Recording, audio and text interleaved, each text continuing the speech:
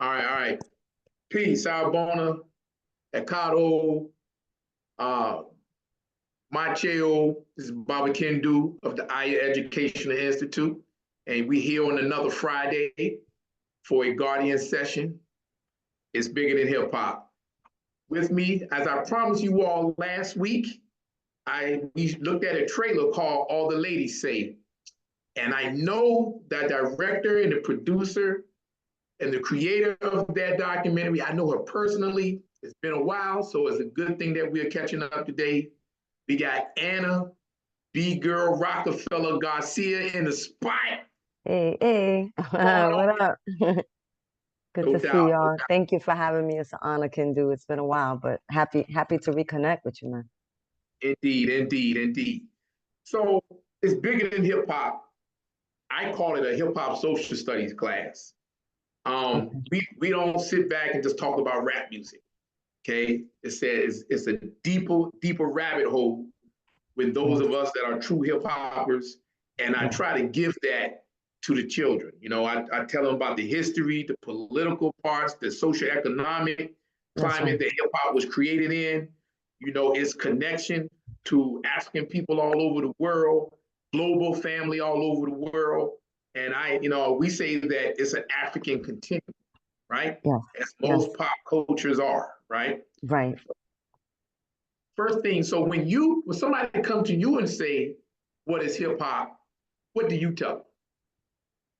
I mean, for me, it's a form of liberation. So it's coming right on the heels of this like civil rights movement that, half a half, it's felt like a trade, we're kind of getting some civil rights, but then it's not really being put into practice. And so you've got this lineage and this legacy, and you've got people who are looking towards the future to build it better for the ones coming up next. And then you have hip hop, which is creativity, like to the 10th power. You've got art, you've got music, the verse, the lyricism, you've got the dance in particular, the original dance of hip hop, which is breaking. Of course, we sample and borrow and welcome in popping and locking because the funk movement was also a reaction to how the radio was, trying to commercialize rock.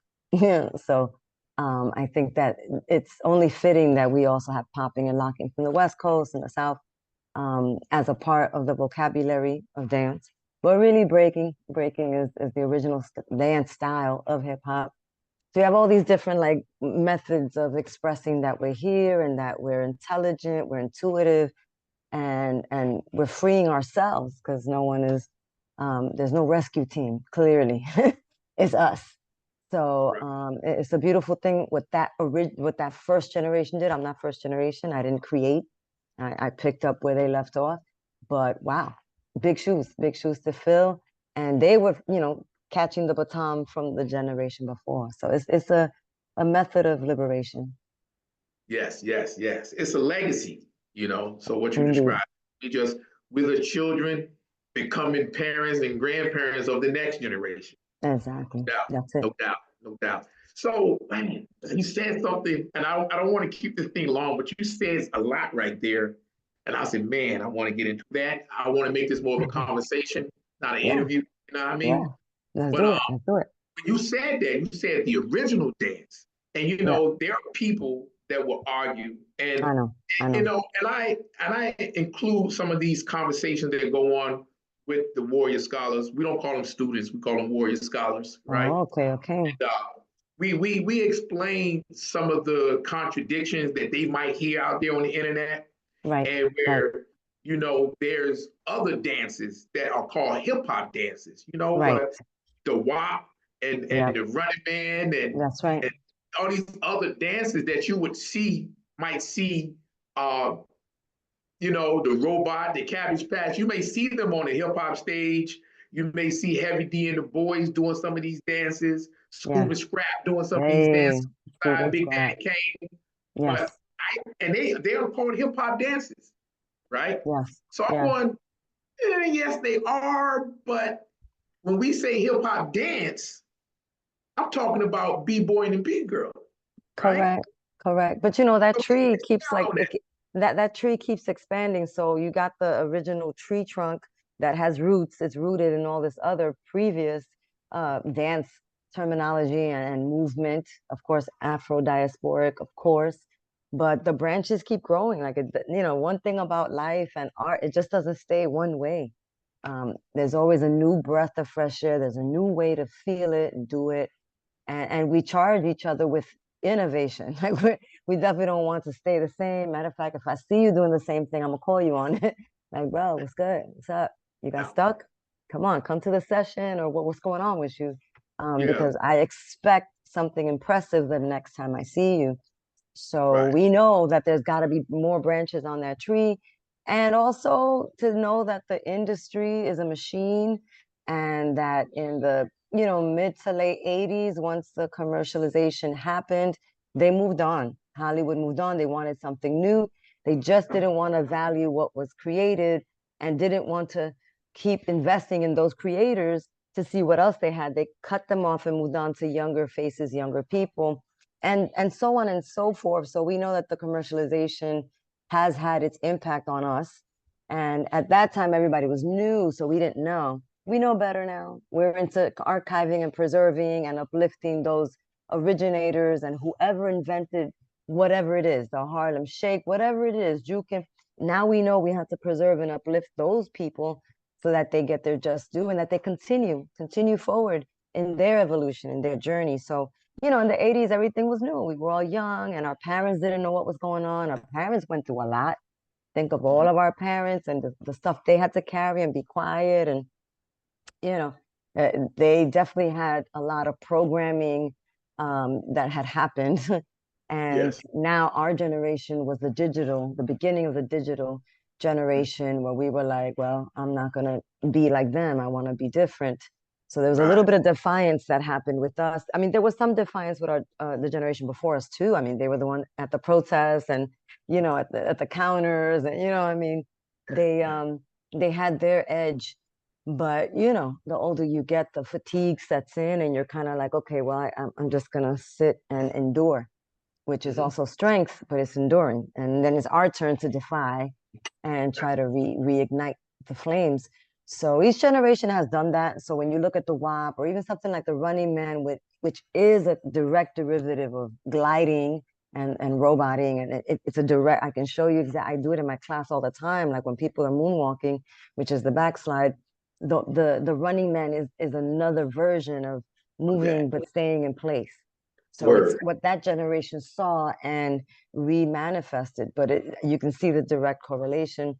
So yeah, the WAP, Harlem Shake, the Tone WAP, even crumping, all of this is, there's roots and traces of what came before. So it's hip hop. I embrace all of it. Light feet now in New York City. I embrace it. I still feel like young people are calling out to the world to respect them, to love them, to invest in them. I still feel that same message coming out. So, I recognize, I can relate to the pain, but then let's not get it twisted. Breaking is the first.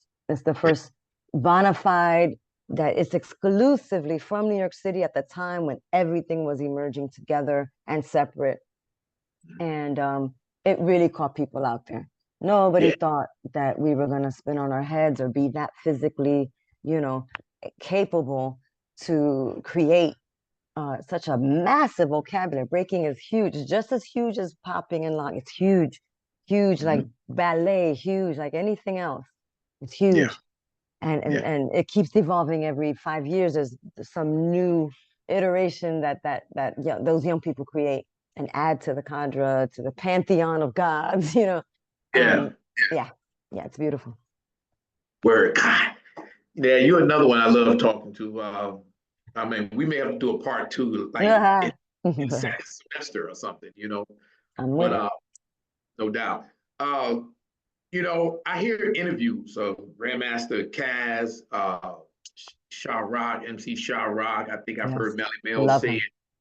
I heard a lot of these pioneering MCs say, before rapping, before rhyming, before MCing, I was a B-boy, I was a B-girl. I was breaking, 1978, that's how I entered into the hip hop culture, through B-boy, right? That's right.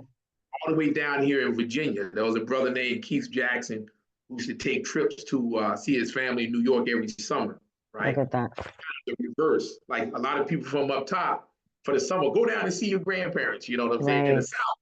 But he was reversed. He was sent up to New York in the summer. Okay. Okay. Come back and he would show me and my brother and other people too. You know, first he was popping and locking, he was electric Hey. stuff.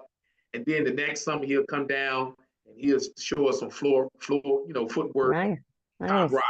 And I was like, so this 78, 79, I was hooked. Like, yo, this, Yes. I'm all about it. And anything that had something to do with hip hop Right. before we even calling it hip hop, Amen. Yep. right? Yep. You know what to call it. We're just doing this thing. What was that introduction for you? Like, how did you get into this thing? I mean, I always say, my brother, rest in peace, he brought the first rap record into our house. I'm a Puerto Rican descendant. I was born in New York, so I'm a New Yorican because I respect that the island has its own thing. But, I can't choose where I'm born, but I'm a New Yorican. And in our house, it was only Yeah, Latin music, the radio, Latin music. And my brother brought this record, and I might have been like 9 years old, 10. And he played it, and I memorized the lyrics. And when I went back to school, I think I was in third grade, fourth grade, I knew the lyrics. So I had cool points, because that record had just come out. yeah, And so already I was starting to, learn that if you prepare, you memorize something, and then you present it out of nowhere, people give you props. They give you like attention because it wasn't really props. It was like attention. Oh, yes, say that rhyme again. Say, oh yeah, hip hop, whatever. So I was already learning that. And then as time progressed, I'm in East Harlem at this time. I'm not in the Bronx yet. We moved there later when I was in sixth grade. But second, third, fourth, fifth grade, I'm in East Harlem, which is Spanish Harlem. It's known as El Barrio. Bunch of Puerto Ricans over there. It was like a little enclave. And but mixed with African Americans too. And in the projects where I live, in the courtyard, people had the radio, people were getting down. The school cafeteria, the guys are getting down. Everything was new. But like you said, no one called it like hip hop or breaking, right? It's just what people were doing to impress each other when they had the music. Boom boxes were allowed in school because nobody had known that should be prohibited, So lunchtime came or recess, and some of the guys would be, doing the dance. If I was walking by a corner with a boom, they're doing it too. So it's emerging. It's part of my universe. But as I said, when I go upstairs, it's all Latin. yeah. So I have a duality, which is great. And then hold on one second. Hold on one second. Hold on one Problem, second. no problem. So I hope you all are taking notes. She is laying down some heavy, heavy stuff. I mean, very Sorry about that. intricate details. So just pay attention to everything, and I expect you all to be taking notes. There's things that stand out for you, things that touch you. You go, oh, write it down, right? Because we're going to talk about it later. All right, Anna, keep on Right. rocking, yo. Keep on rocking. Yeah. I'm sorry. It was just a little bit of noise. And No so problem, no problem. yeah, But I got what you're saying. Yeah, yeah. Yeah, yeah. it was I there. mean, It was outside. it was there. It was outside, and across the hall from me, I had there were neighbors who were Jamaican, so I was also listening to dance hall. So it wasn't like my universe was closed off and exclusive. There was a lot in that neighborhood going on, a lot of cultures coming together. Sometimes at Central Park on a Sunday, sometimes for somebody's, sweet 15 or a birthday party, a wedding, people would invite each other. And so there was this like cross pollination of cultures and food. So it was a great time, and we kind of had solidarity. We knew, oh, if you're here, if you're living in this project or in this neighborhood, we must all be struggling and we can help each other. And so, whenever there was a crisis, people came together. Somebody got hit by a car, someone got shot. People came together to bring food or help babysit the kids or money, whatever we could do, because it was a time of a lot of destruction, accidents, violence. You just didn't know if you were going to come home, and we all kind of were looking out for each other's kids. I mean, I was a kid, but people who I didn't know were like, hey, You better look both ways. I just saw you. You better not cross the street. Oh, reckless like that, and I'd be like, okay, okay, okay. Someone's watching, Yeah, and then they'll tell yeah, my parents later, like, your daughter was wilding. She just like crossed in and out the traffic, yeah, So I think yeah, everybody was rooting for each other to yeah. survive, to nurture, and move forward despite the fires, crack, AIDS, because those were three waves right there that hit me and my generation. So as I'm Right. coming up, and there's footage of this on YouTube that you just type up 70s Bronx footage and you will see burnt buildings, abandoned lots, trash everywhere. It was a an atmosphere of like destruction, Hmm. and I have to grow up finding some sort of hope, and so we find it with the neighbors, with our relatives. For some people, it's church, and then for others, it's this convening to throw lyrics back and forth, or at the basketball court, well, we're gonna dance a little something here because they're playing music. There's a parked car playing loud music. We're all gonna dance.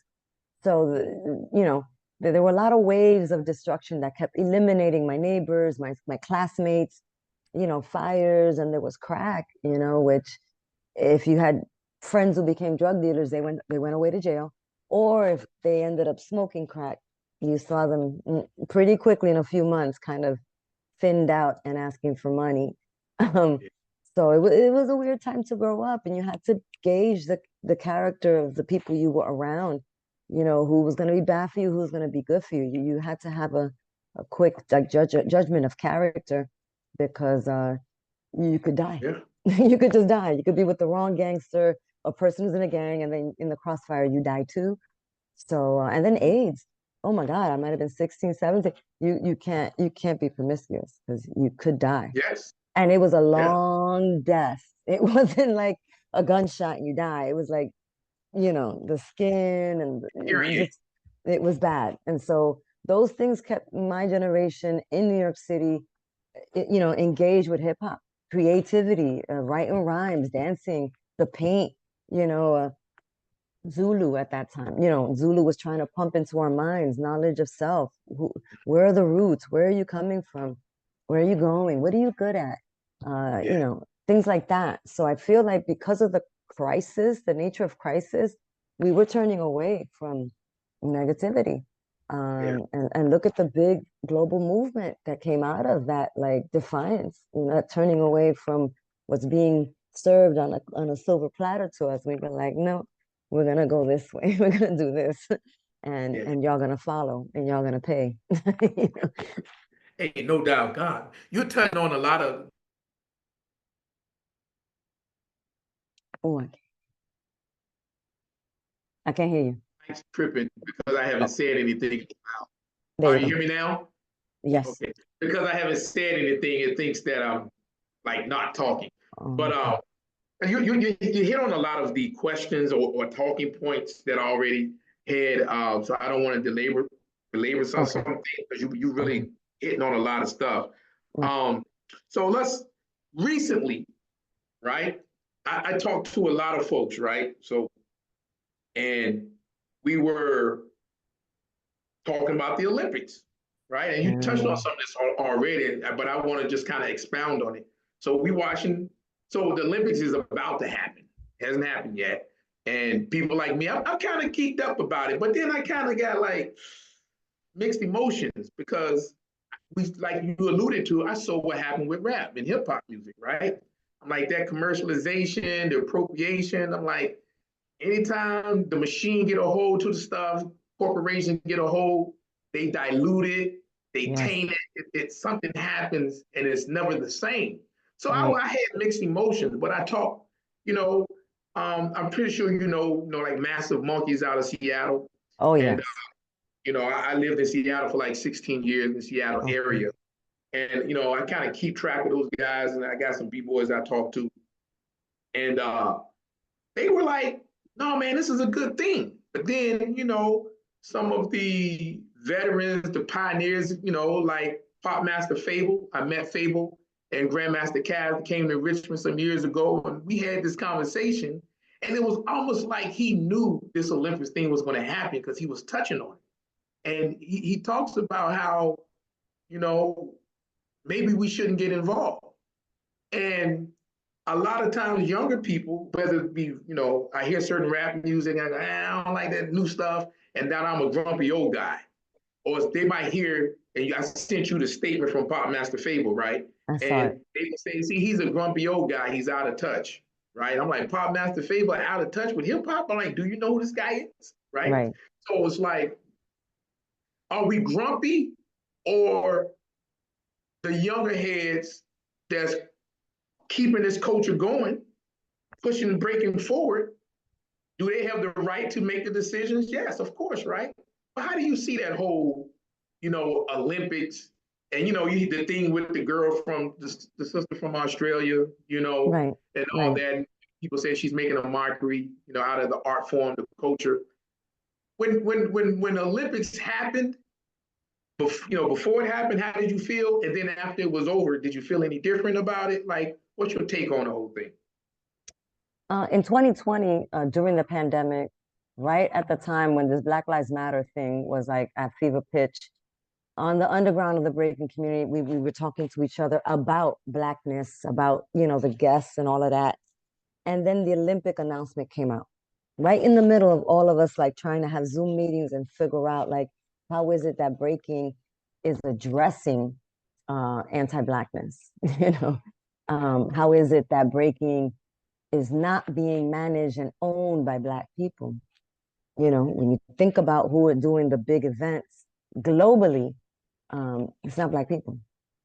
And so we were trying to discuss this when then this announcement came out, like, yeah, it's official.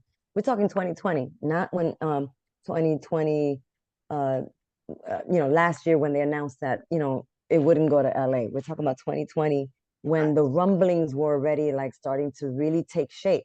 Because in 2018, they had the Youth Olympics in Argentina. 2018, in October of 2018, they had the Youth Olympics and they introduced young people breaking as a category. And it was cool. You had a few people who were in the know who went and organized some, competitions. And they did, try to champion for like the format of the circle, not to have it in this big, like, um, gymnastic type of thing. So there were some strides, but there wasn't any real inroads built into the community at large. It wasn't. It was just a few people who were sort of handpicked by a ballroom dance community to usher this into the Olympics. So if you know that much, then you know that it's not us by us, and somebody else who's trying to Trojan horse us in. Can my battery's dying, and I don't know where my plug is.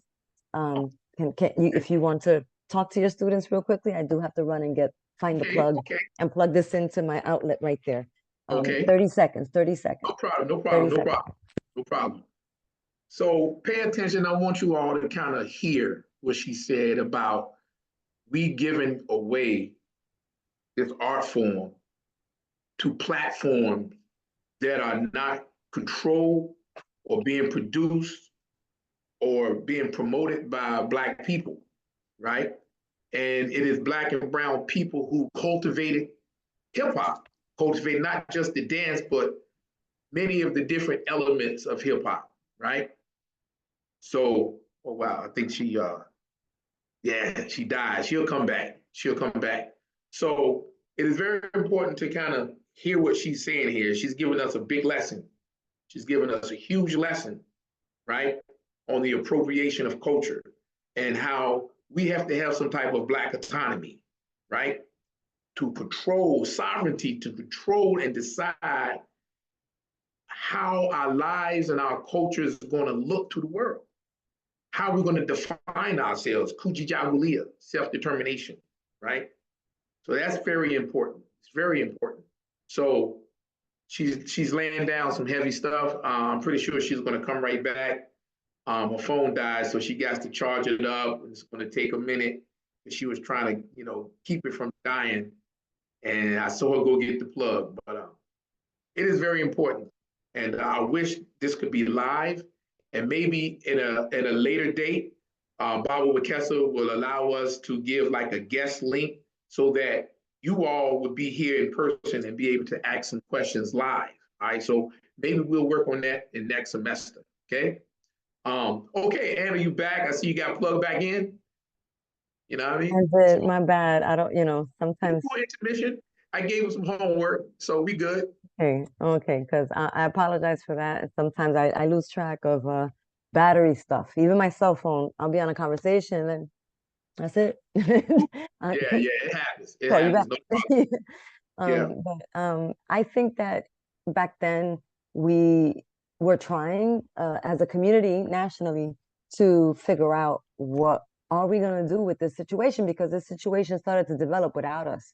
It was almost like in secret where the World Dance Sport Federation, which is a ballroom organization, was starting to apply and, kind of vet the IOC, International Olympic Committee, to have us be a category. So from 2018 to what you saw now, it's been a lot of like chess playing. Like there's different pieces on the board, but a lot of us weren't asked to consult or to participate. And whenever people like myself or Quickstep were close in a Zoom meeting or something, then we wouldn't be asked to, to participate in the next one. Right. So, at least in those meetings, we did say if hip hop is at the Olympics, it has to look different, it has to sound different, it has to be different. You're talking about oppressed and conquered peoples, it's their legacy. So it cannot be like, gymnastics, and it cannot be like these other very formulaic top 16 events that have been happening for years now, for a good 20 years now. Red Bull, Monster, there's been tons of them. Right. And they're very formulaic, they're devoid of culture. Of course, they try whenever one of us or whatever tries to complain, and they're like, oh, okay, okay. But I can say that one of the things that everybody fought for was for the original breaking classics to be played, and that did happen. That did So happen. apparently the IOC paid for a few licensing for that moment, because if you look it up now, it's gone. It's not on YouTube. So at least for that week, James Brown and Jimmy Castor and whoever, those Bongo. artists, yes, right. Incredible Bongo Bank, they were able to have their music played. People could Shazam. It was like a moment, because what has been happening with these other events, Red Bull, whatever, they have asked DJs to kind of emulate drum patterns from James Brown, drum patterns from Clyde Stubblefield, whatever. And then in the studio with a mouse, create what would sound like a horn pattern, what would like seem like a really hype breakbeat, but there's no musicians and there's no black or brown musicians. And so that's the part where there's erasure, because in the 70s, there were no break beats. There was just rock songs, funk songs, Latin songs where Mhm. percussionists got down, piano player, horn player got down, and that made us, you, go off. It made you Yeah, crazy. They yeah, touched they touched something in the ether, and then I had to touch it too, and yeah. we were together. And so again, making a formula out of what we do, um, sometimes it isn't the same. And so it's come very far from the source. So the Olympics was a version. I feel like I wrote this at some point. We had the 80s to learn and grow on. You all have 2024 in the Olympics to gain some wisdom.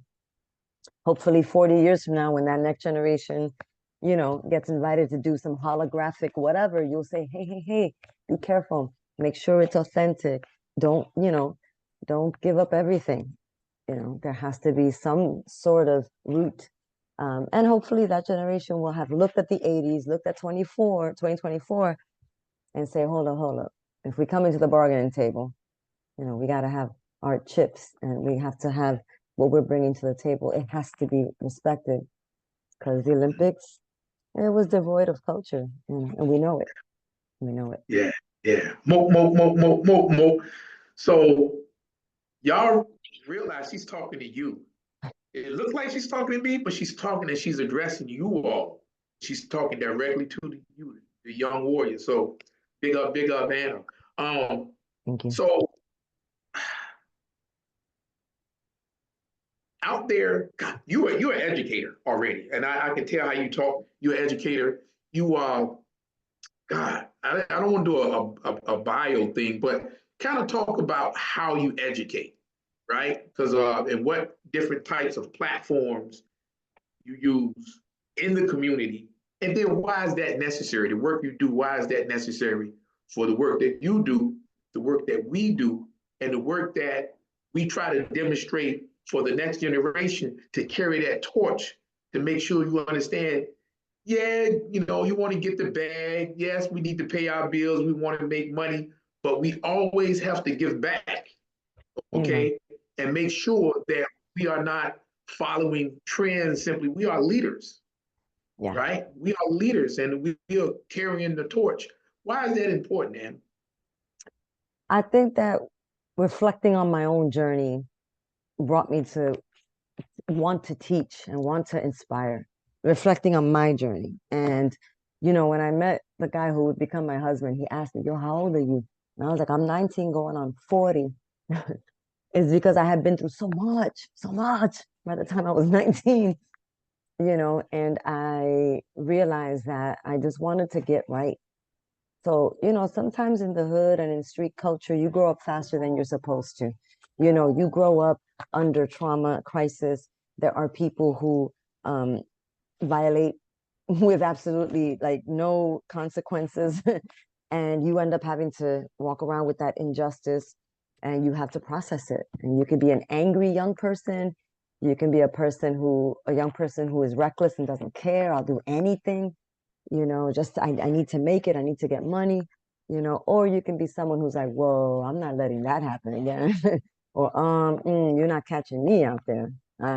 One and done. So I think that I was lucky to be around older people who were kind of guiding me along the way, even though they're also learning, but they were kind of like, oh, you know, be careful here or watch, you know, when you say this, or, you know, I don't think you should be hanging out with that group, you know, and just trying to, in a very like simple way, uh, just give me guidance. And that guidance helped. And it was little, but it helped. And I feel that when I reflected back on my journey and saw all the street stuff, the club stuff, the drug stuff, the sex stuff, you know, my relationship with my parents. When I was finally ready to, you know, to stop playing games, um, I already had like building blocks. I knew that I don't want to be this anymore. And as I told you, I had seen people get on crack or people sell crack, get locked up. I seen people who got shot. Like, you know, so I have all the examples right there. You know, family members who are con artists or, you know, whatever. I'm seeing all of this play out.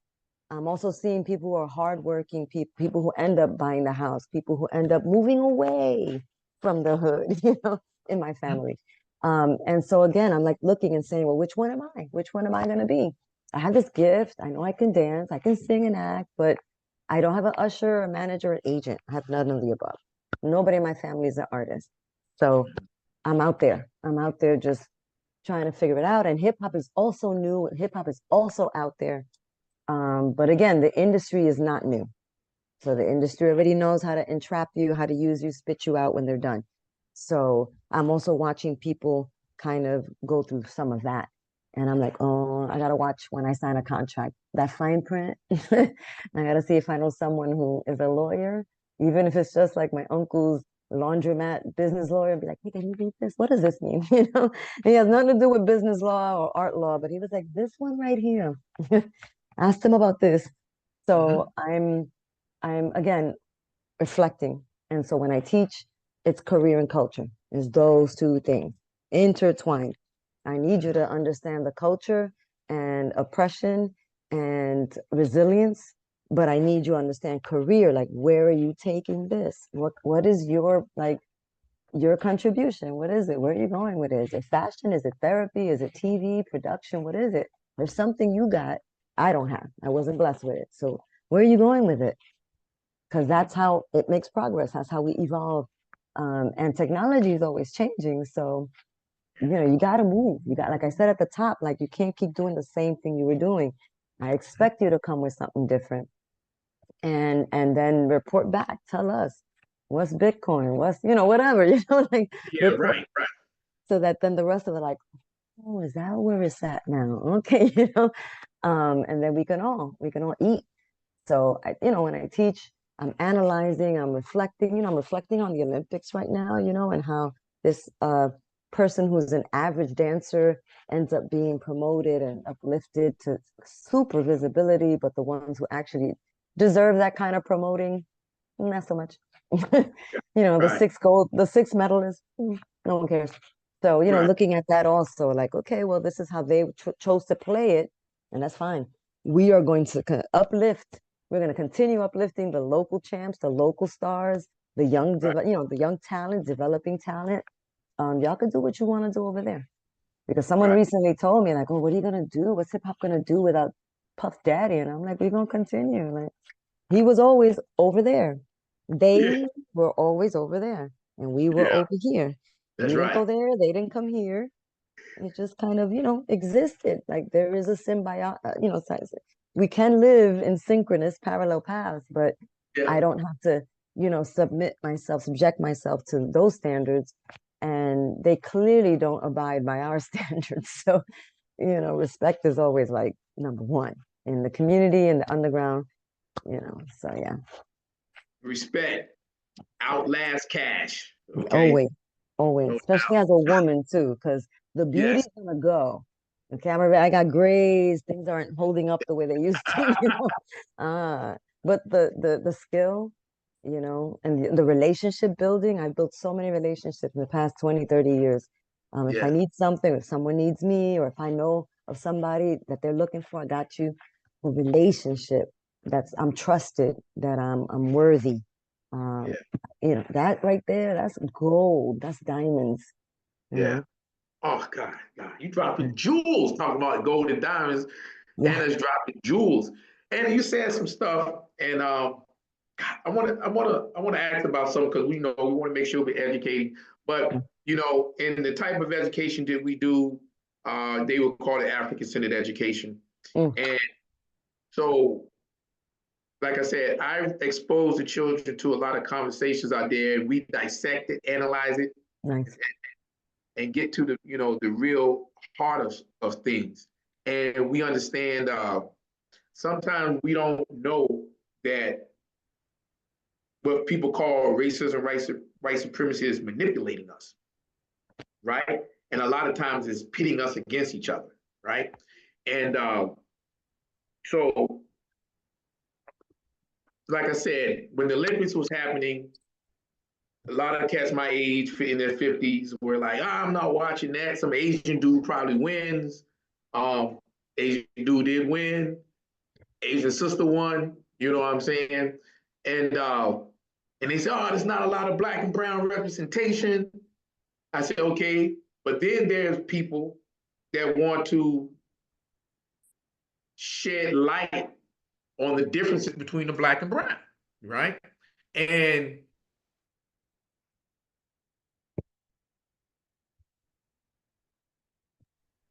hello, check one, two, check Okay. one, two. Got you. Okay. Repeat that. So Just the last 5 seconds. those, yeah, even those from the inside, to me, are being, I don't want to put labels or define things for people because everybody has the right to have their own perspectives or whatever. But even those that's from the inside, to me, are contributing to the divisiveness, right? And my man Lord Jamar, I know Lord Jamar, and he has a position and he made some things. I said, well, he's not quite wrong, but and then you got my man, I think his name is Derek Cologne or Dr. Cologne, and he, and everybody's going back and forth. Tariq Nasheed, people's going back and forth. They getting DJ Faze into it, Charlie Rock getting into it. Everybody's now has this, speaking on, to me, what seems to be black versus brown, right?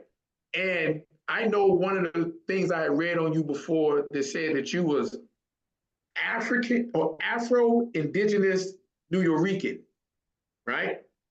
And for a brother like me I'm a Pan-Africanist, right? And I think the struggle that we dealing with in the United States is directly related to the struggle that black and brown people dealing with, whether we from Cuba, Puerto Rico, Haiti, Trinidad, different parts of Africa, you in the UK, is really one struggle, It right? is. It And is. we need to see it as such. But what do you make of this? What do you think about this this talk that's out there? Because I'm like, wait. Why are we seemingly having this debate or this thing with Puerto Rican brothers and sisters, they just a boat stop. The boat stopped there. The boat stopped in Cuba. The boat went to Jamestown, Virginia, the Gullah Geechee Islands, right? Jamaica's an island. Puerto Rico's an island, you know what I mean?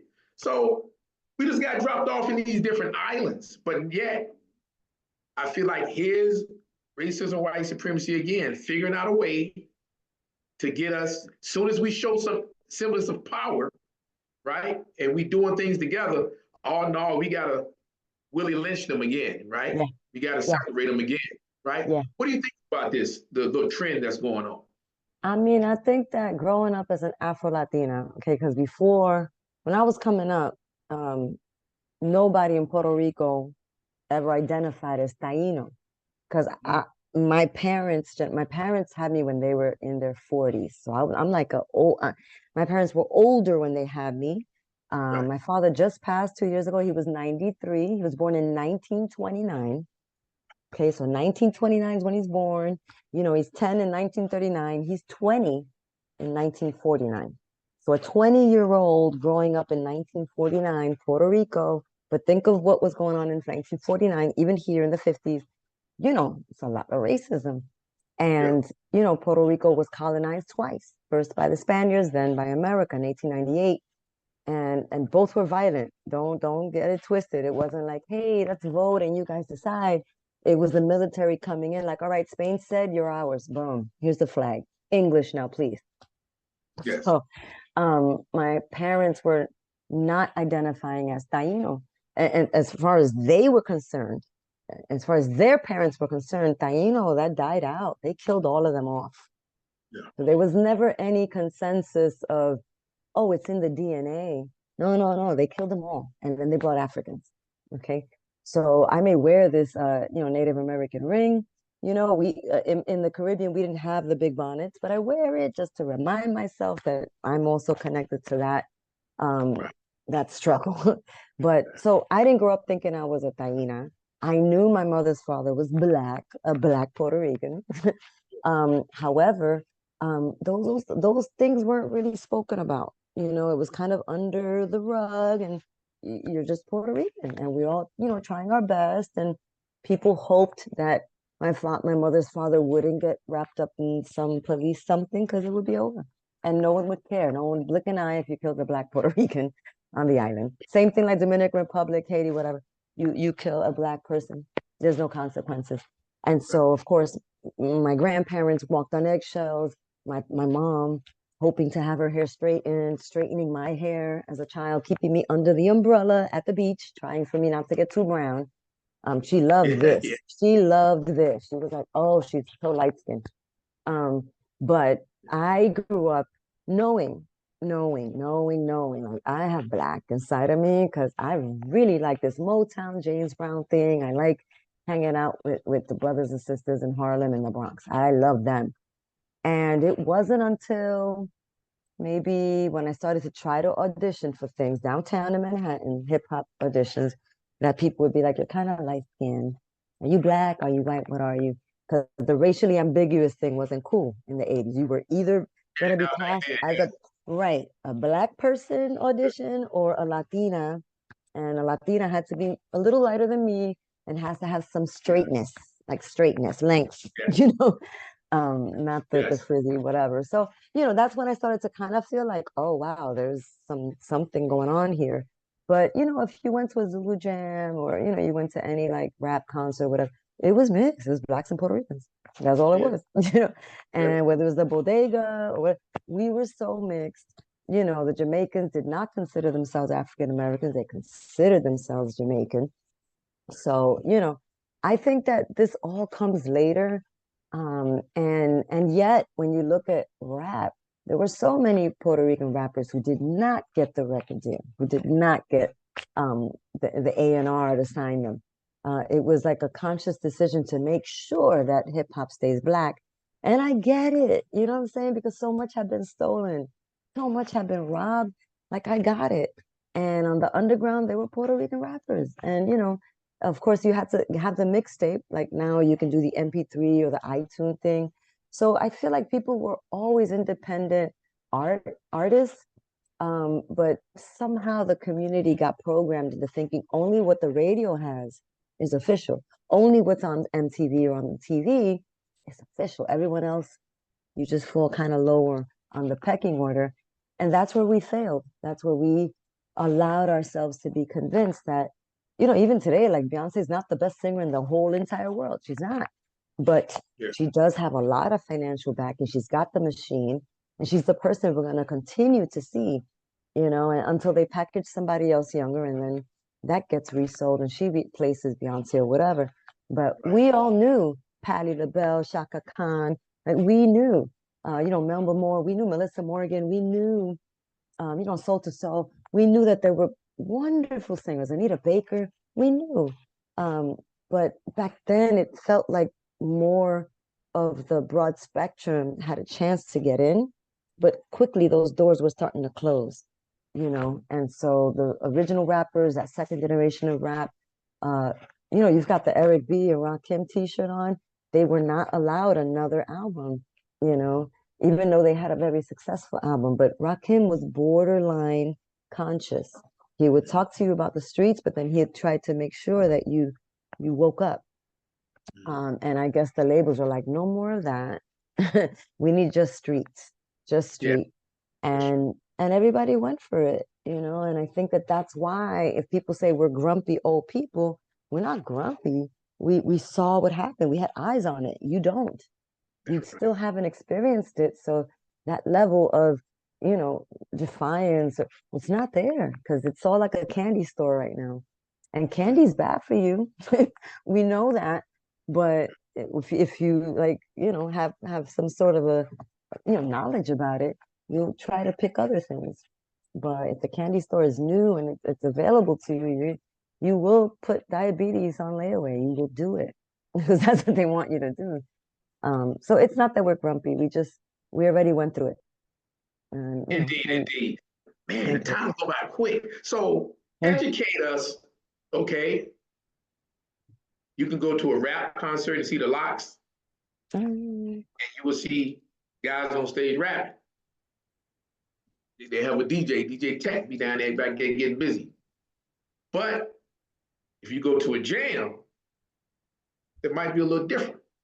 You know what I'm saying? You might see more, right? Can you explain the difference between going to a rap concert and getting your hip hop dose there and going to a b-boy jam or jam? You know, right. what would they see? What's the differences?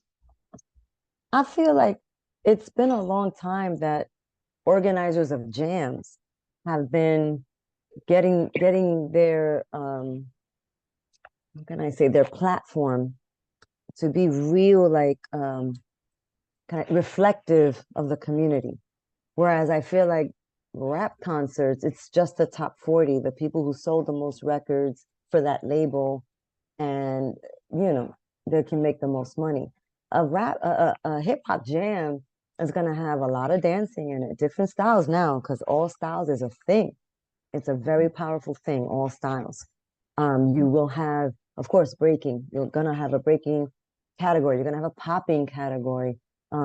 Now they've got voguing and whacking. That's not hip hop, but it has found its way in because that's also two genres that were kind of like, yeah, I know they were kind of like bastardized and just left for dead. And those are Black dances. You may see white people voguing and white people whacking, but goes back to Black people, Black gay people in the hood. And so there is a preservation type of effort that's happening with those two styles. And house music too. House is a Black music that you can connect it right. You. Yes. House you. Exactly. You can feel New Orleans and church in house. So there's no way to extricate the Blackness from house. I don't care who's singing it, but it's usually Black and brown. And so you'll get MCs that are women MCs. You'll get guys who are, from the neighborhood, DJs that are turntablists, that they're using the turntable as an instrument. And if there's money, then you'll get the artists who are live painting outside murals, And what graffiti artist doesn't want a free mural with free paint? Oh my God. Of course, you have to budget out for paint. Paint is expensive, Yeah. but you know, though some of those brands, Krylon and Montana and all the other ones, they give to the events because they want to promote their brand of paint to all the artists. Graffiti is huge. We think it's like a little thing. It's huge. And people do buy paint. But this is what you see, and it's women and men, and it's people from other countries, and so the jam is just a little bit more of a of the spectrum of hip hop culture than a rap jam, Hmm. which is only going to give you the people who had top 40 hits.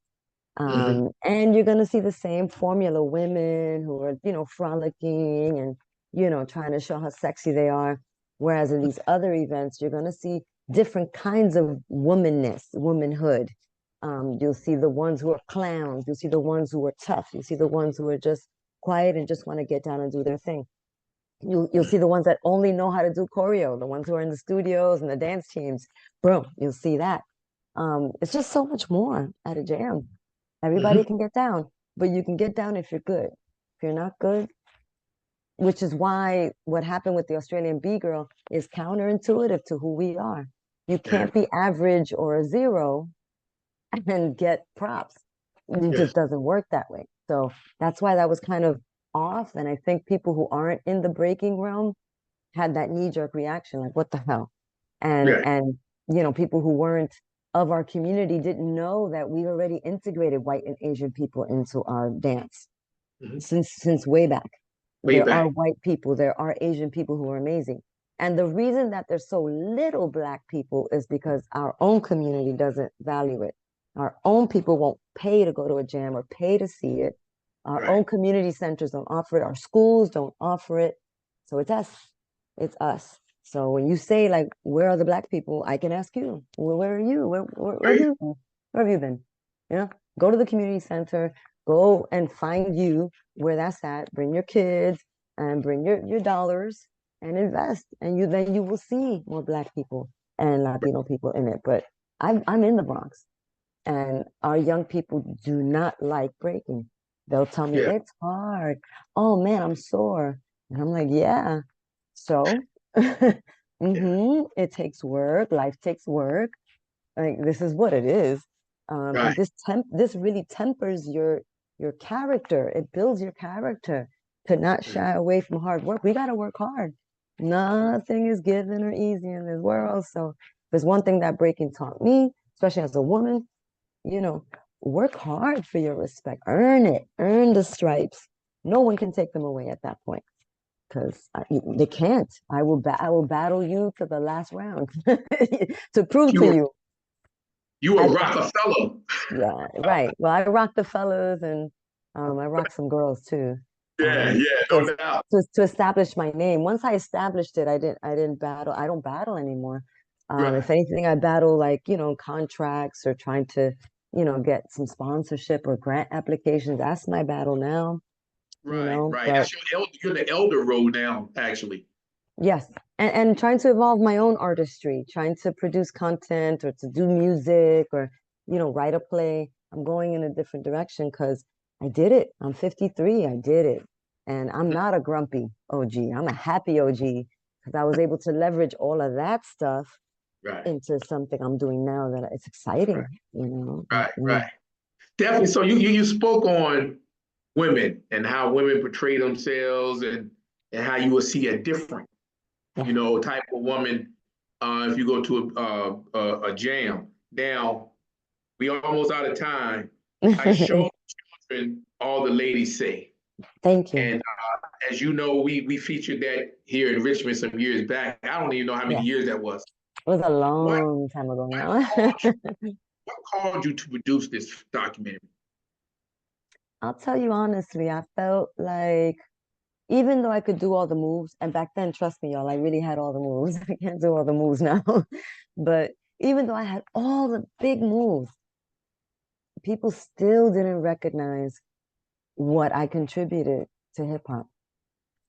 And so unless I was at a panel discussion or I had the mic or something, people still were like, oh yeah, you're a dancer. Oh yeah, yeah, you spin on your head or there wasn't that same level of respect. So I said, let me just become a filmmaker, bring this film along to other festivals and places, and then let them know this is the behind the scenes. This is what makes a person like me tick.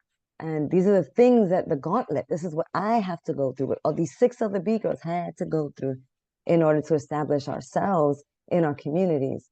And they were Black, they were Latina, there was Asian, but we were all down, so like, down for the crown. And we respected each other. We didn't battle each other. That's the other beautiful thing about these 6 women that I met and I saw. There was never like, well, I'm better than. It was like, okay, I'm so happy you're here. It's so few of us. Yay. And when I'm with you, I don't have to put the makeup on or do the extra thing. I just have to like make sure I'm practicing and that I'm awesome in the circle and that I'm convincing people of the greater good, which is that women can hang, women are strong. Now, women do have kids and women do have other pressures and other issues that men don't. But in the end, we're all the same. And when it comes to relating and engaging with men, we also have to know that they look at us a certain way depending on how they've been programmed. So it's almost not their fault. Although once you are interacting with someone like me, I have to bring you to evolution. I have to bring you to it. I can't leave you where you are stagnating in that antiquated, way of connecting to me as a woman. No, no, no. If I'm in your realm, Rockefeller's in your realm, you have to start to understand, you know, my issues and my legacy and my pressures and my equality to you as a person of color, my knowledge, the way I work to learn things. I need you to respect that. So if I tell you something, it's not, it's, oh, okay, it's coming from a place of, okay, you're trying to teach me, oh, okay. Or, oh yeah, let's go together. Let's choreograph this together. Instead of, because some guys would take issue, like, you ain't choreographing for me. And I'm like, well, yeah, I can actually. I'm older than you. I can. But let's do it together. Let's do it together. I'm not saying I'm gonna lord over you. I'm saying you put a move, I put a move, and then we'll have a routine and it'll be great. And so that sometimes is sticky. It's a sticky issue with guys because they're kind of pumping themselves up, as superior, and it's not gonna work. This is not gonna work. I'm just happy that hip hop helped to raise me. The brothers that were around me were forward thinking, futuristic. They took, they went to bat for me, and that even to this day, that there are men out there who are like, they're in my corner, and they'll recommend me for things. They'll suggest that I consult. So that's special. Not all men are bad. They just need to kind of feel the love. Check 1, 2, 1, 1, 1. So if the children were here, you would hear them going, mo, mo, mo, mo, mo, mo, mo, mo, mo, mo. Mo saying, we celebrate you. Mo is short for Oyade. Oyade is like, we celebrate you, Oyade. Okay. Yeah. And, we celebrate you. And I definitely would like to, in the future, figure out a way to, do this virtual thing, but with the children here, and they can ask you questions and interact with you. Yeah, and I appreciate you. I know you're busy. I know you got a lot of things to do, and I really appreciate you. I really do. Thank you. We all I'm just going happy through a you're lot. doing the work over there because, it's like I can't be over there. So you're doing it, and that makes me feel like, it's like an affirmation. Like there's other people with like minds that are out there doing the work. I'm not crazy and I'm not alone. Me and my husband, it's great for us to know that there's other people that are carrying legacy and uplifting local communities. That makes us feel like on those days when it's really hard and the rejection is there and the money's not there, that we can be like, we're not alone. There's other people, and if they're not quitting, we're not quitting. So That's right. Thank you. That's right. Thank you. Definitely. Thank you. Thank you. We appreciate you on behalf of the Aya Educational Institute. We love all the knowledge that the science that you were dropping on us. I wish you well in all your endeavors. tell Quick Step I said, what up, peace, we got to get together and drum together or something, you know. Oh, yes, he loves to drum. Yes, I know yes, you love it, right? Because I yes. remember you was here, you called him like, yo, listen to this, you I know. would.